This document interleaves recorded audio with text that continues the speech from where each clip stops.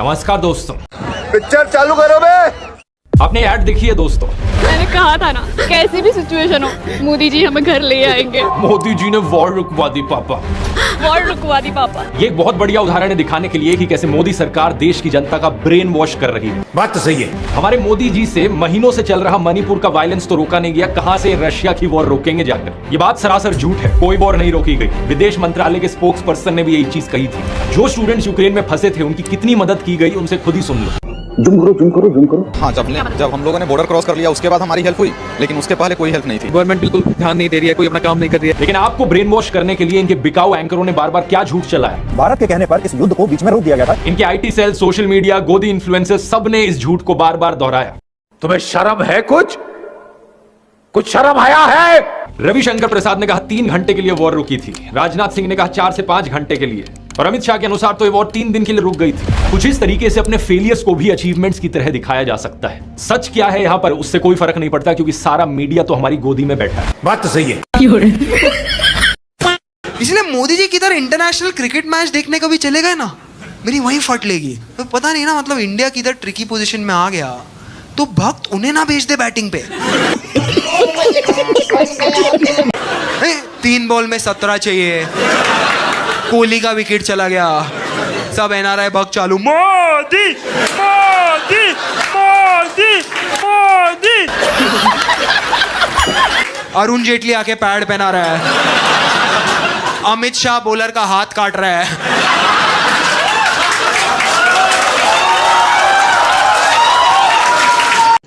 रुको जरा, सबर करो। बॉलर मुंह में बॉल लेके आ रहा है, जीप भी कटी हुई है, कहीं स्पिन विन ना हो जाए। मोदी जी के पैर पे बॉल लगता है, फील्डर खुद उठा के बाउंड्री लाइन ले जाता है। अच्छा। अंपायर छक्का देता है, कमेंटेटर सेंचुरी बताता है। रात को एक जर्नलिस्ट पूछता है, why is JNU silent tonight? झूठ बोलने की जितनी हदें होती है ना, नरेंद्र मोदी ने वो सारी हदें पार कर दी हैं। अभी कुछ दिन पहले अमित शाह तेलंगाना में जाकर कहते हैं कि मोदी जी को वोट करो, मोदी जी तेलंगाना को नंबर 1 स्टेट बना देंगे देश की। हम तेलंगाना को देश का नंबर 1 राज्य बनाएंगे, नंबर 1 राज्य। अच्छा।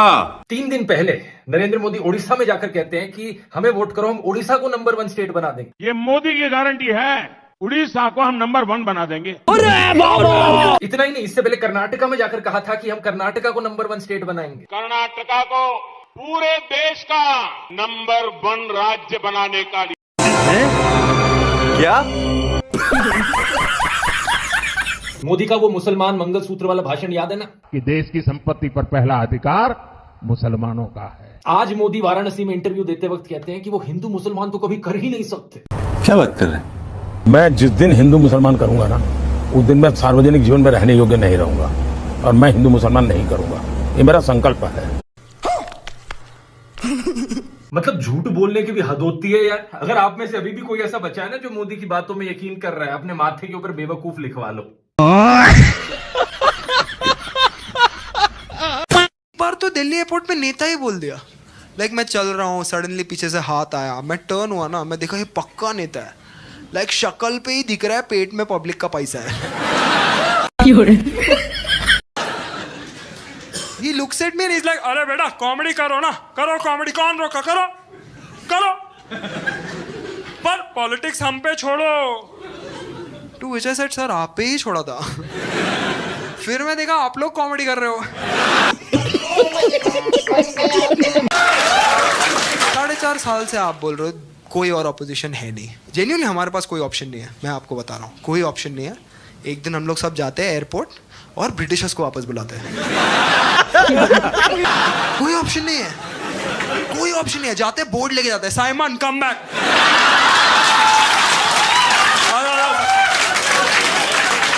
अरे आया, तुम लोग 47 से रेलवे का काम छोड़ के गए थे, अभी तक बाकी, आ जाओ। पर इंडिया किसी को बुलाने का प्रॉब्लम यही है, थोड़े साल में वो बंदा इंडियन हो जाएगा। जैसे कुछ साल बाद साइमन घूम रहे हैं चिल्लाते हुए, मंदिर यही बनेगा, मैं बनाऊंगा मंदिर।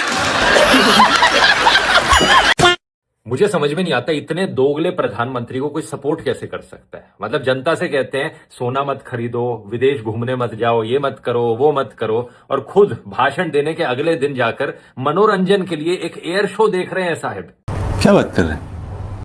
पहले ये देखो।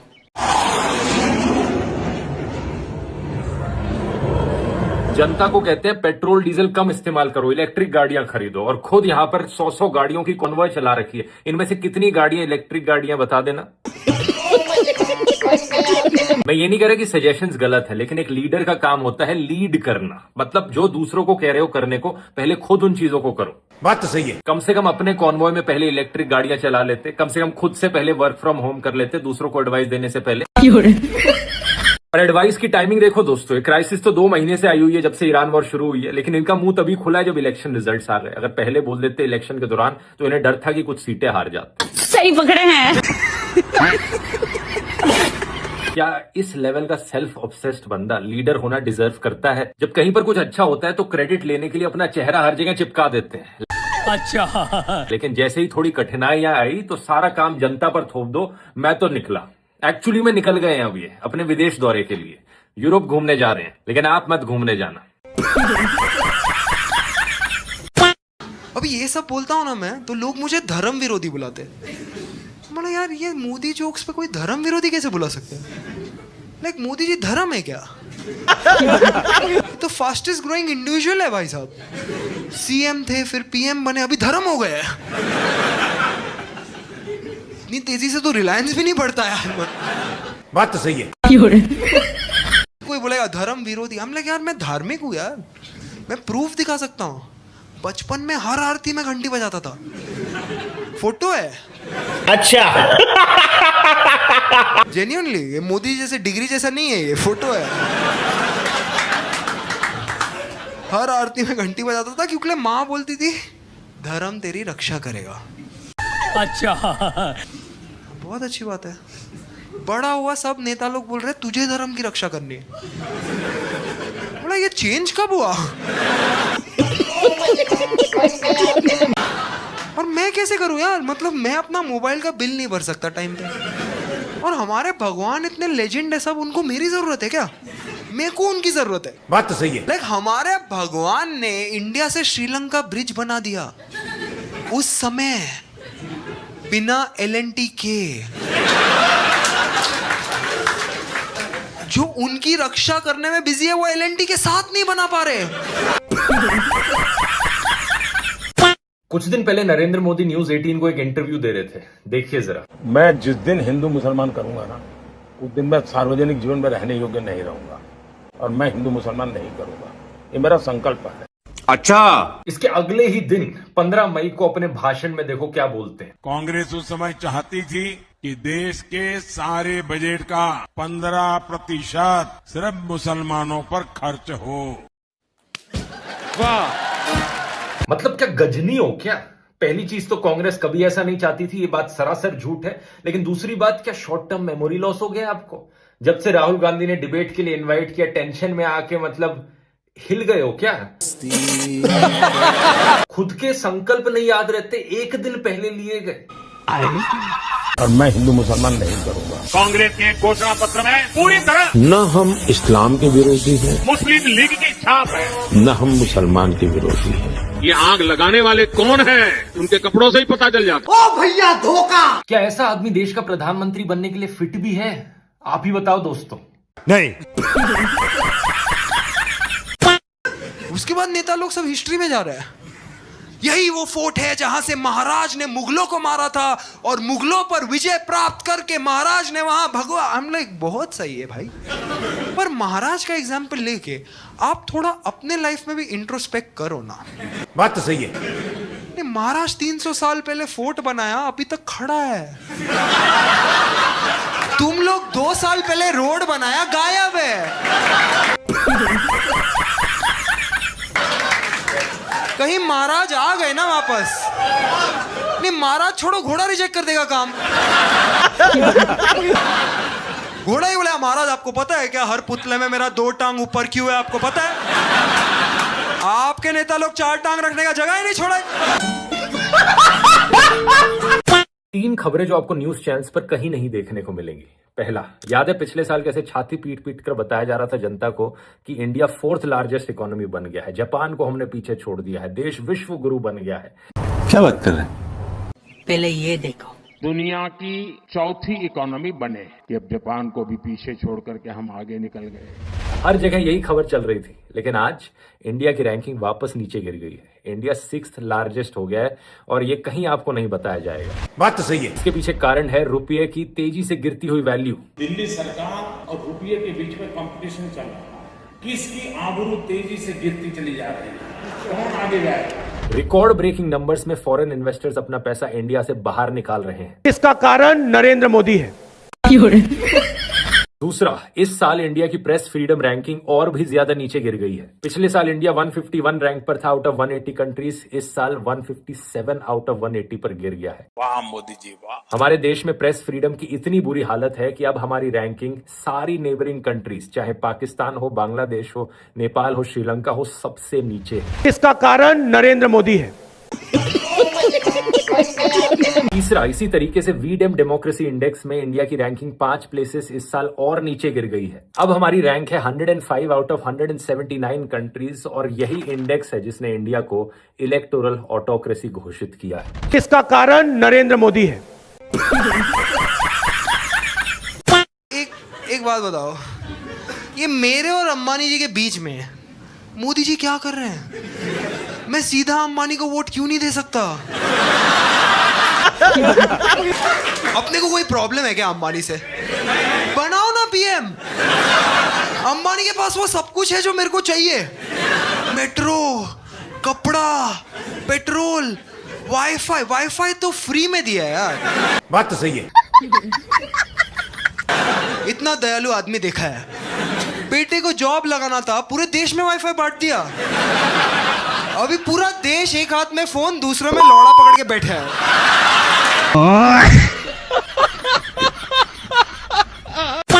हैरान मत होना, कुछ दिनों बाद प्रधानमंत्री भी अपने भाषणों में जाकर कहने लगे, मेरी माताओं बहनों देखो। देश की माताओं बहनों और बेटियों से बात करने के लिए आया हूँ। कैसे ये औरतों के खिलाफ हैं, आप लोगों का बिल नहीं पास होने देते। कांग्रेस और उसके साथियों ने महिलाओं से उनके अधिकार छीनकर ये लोग मेजे थपथपा रहे थे, संशोधन नहीं हो पाया।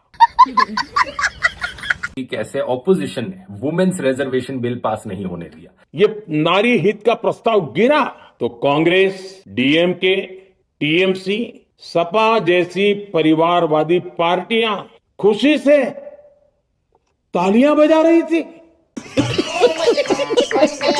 लेकिन सच बात यह है कि वुमेन्स रिजर्वेशन बिल तो 2023 में पास हो गया था 454:2 के वोट के साथ। तब किसी ने अपोज नहीं किया था उससे। असलियत में जो बिल नहीं पास हुआ, ये एक डीलिमिटेशन बिल था जिस पर वुमेन्स रिजर्वेशन का मुखौटा लगाया गया था। अरे बड़े खतरनाक लोग हैं। किधर है राहुल? कहाँ रहता है राहुल? क्या करता है राहुल? क्या करता है? सोचता है। कहाँ रहता है? सेल्फ डाउट में। क्या कर रहा है? आत्मचिंतन। बात तो सही है। सोच रहा है भाई वो। सामने मोदी जी है, ये सेल्फ डाउट में है। राहुल गांधी अपने पापा के दोस्तों से बात नहीं कर पा रहा। मोदी जी इसरो वालों को बता रहे हैं रॉकेट कैसे लैंड करना है।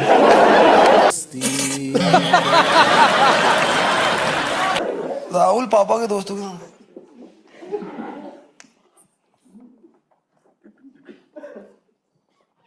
वहां पे मोदी जी इसरो वालों को, मैं भी बचपन में इसरो से उसरो घूमते रहता था।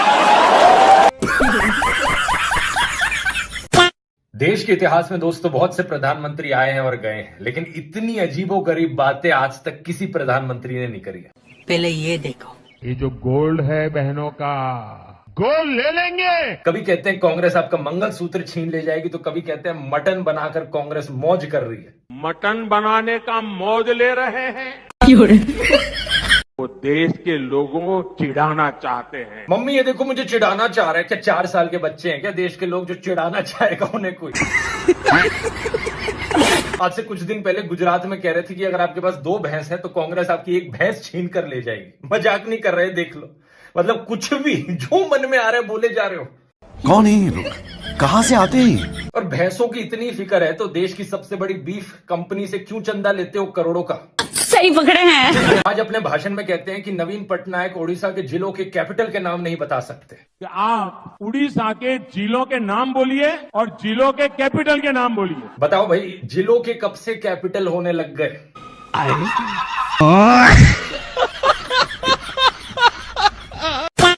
Genuinely, like if Ambani is our PM, where is corruption?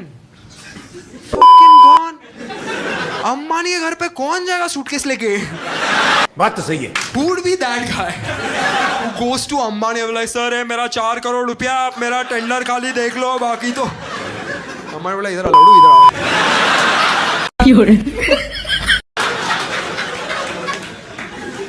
ये जो 4000 करोड़ 2040 में आ रहा है ना, अभी मेरे पास है, ठीक है? उस स्विमिंग पूल में अंकल नहाते हुए दिख रहे हैं वहां पे. मोदी जी है बरोबर देख.